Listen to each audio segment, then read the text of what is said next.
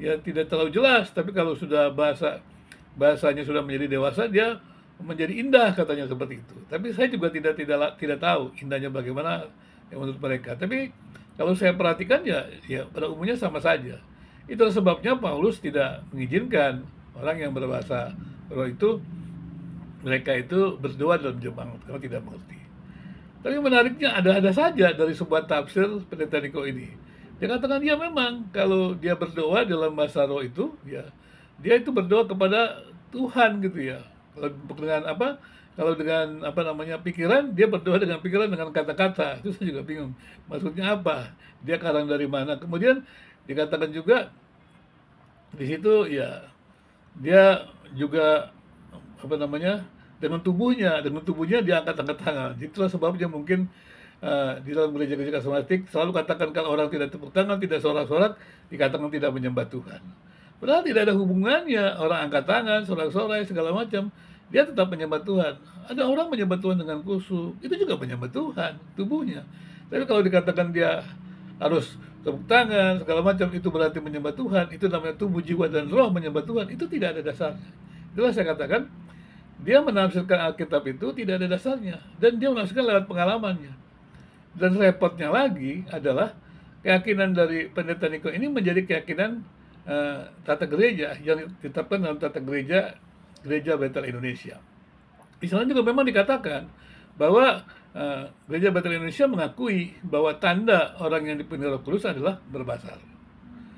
Jadi di sini jelas sekali bahwa ada pengaruh dari orang-orang yang apa namanya yang memang berasa bahasa roh itu menjadi jualan utama dari gerejanya. Ketika saya teliti juga terlalu banyak juga orang-orang dari GBI, dari Pentakosta gitu yang memang tidak berbahasa roh dan tidak dari GBI juga banyak yang tidak setuju atau tidak percaya bahwa tanda orang penuh Roh Kudus itu berbahasa roh. Ya kalau memang tanda orang penuh Roh Kudus itu berbahasa roh dan dia menjadi kepenyempurnaan, harusnya kan jemaat-jemaat GB itu menjadi jemaat-jemaat yang sempurna. Tapi yang terlihat adalah, maafkan saya nih, para pendeta GB itu selalu menafsir dengan spekulasi-spekulasi. Dan ini kan menimbulkan persoalan dalam kerukunan antar umat beragama. Salah satu persoalan yang diteliti yang mempengaruhi atau mengganggu kerukunan antar umat beragama adalah tafsiran yang tidak sesuai dengan Alkitab.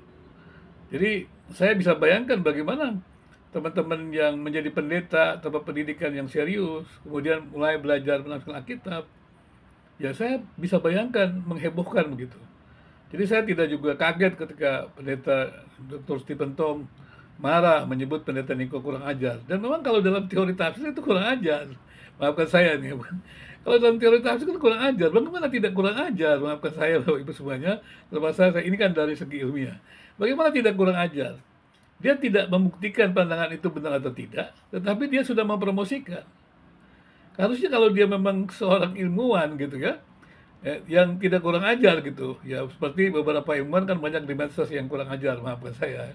Dia membuat persepsi, bukan mencari fakta kebenaran.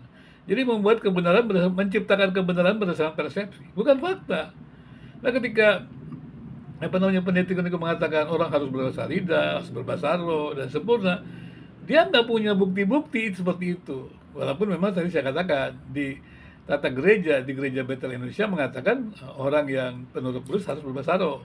Tapi dia menafsir lebih jauh. Dia katakan orang yang penuh Roh Kudus itu berbahasa roh, dia tidak berbahasa roh tidak sempurna gitu. Jadi orang yang berbahasa roh sempurna.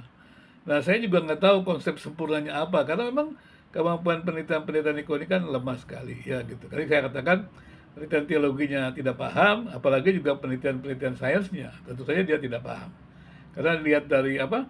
Dari biografinya sudah kita tahu bahwa memang dia levelnya di tingkat sarjana itu insinyur. Dan kemudian dokter-dokternya juga ya sudah bisa diketahui lah. Pemberian dokter-dokternya kebanyakan ya dari pendidikan-pendidikan yang tidak bermutu seperti itu. Bahkan dia sendiri memberikan pendidikan menurut saya ya masih masih dalam level-level yang hanya standar dikti saja seperti itu. Dan belum ketemu para pakar-pakar yang bagus di sana gitu. Karena mungkin juga kalau dia melatih pakar-pakar teologi yang bagus, dia juga takut juga gitu ya. Disaingi ya, dikritik dan segala macam. Apalagi beliau ini kan merasa apa yang dikatakannya itu suara Tuhan. Nah, suara Tuhan itu ya, bicara kepada dia tidak bisa divalidasi dan dianggap dia sendiri yang memvalidasinya. Ini persoalan.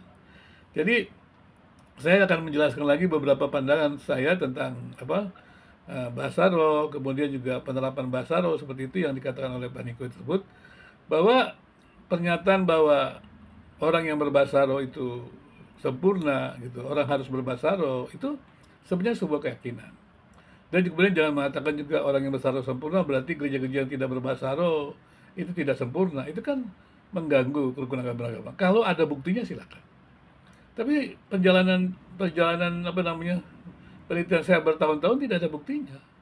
Dan orang-orang yang berbahasa roh kasihan juga. Kenapa kasihan? Mereka tuh berbahasa roh, dia pikir dengan berbahasa roh dia punya kuasa. Kan lucu sekali. Bahasa itu kan tidak ada hubungannya dengan kuasa. Dan kemudian juga yang apalagi namanya karunia. Karunia itu kan bisa ada, bisa tidak ada. Jadi bukan milik. Jadi kasihan sekali ada teman-teman Pentakosta, karismatik, begitu, yang hidupnya menjadi aneh gitu, menjadi ekstrim. Ini kemudian akhirnya meninggalkan keluarga, diusir dari keluarga. Kalau tidak, mengusir anaknya, mengusir keluarganya. Jadi terbalik. Jadi saling memaksakan karena klaim-klaim absolut ini. Jadi salah satu persoalan kerukunan umat beragama adalah klaim-klaim absolut agama. Salah satu persoalan yang paling penting dalam gereja-gereja Protestan itu terkait dengan apa namanya Protestan dan karismatik, ya, ataupun gerakan karismatik, itu adalah klaim-klaim absolutnya karismatik. Ya. Klaim-klaim absolutnya Protestan juga ada juga, tapi tidak seperti klaim-klaim absolutnya karismatik. Klaim-klaim absolut karismatik itu tidak bisa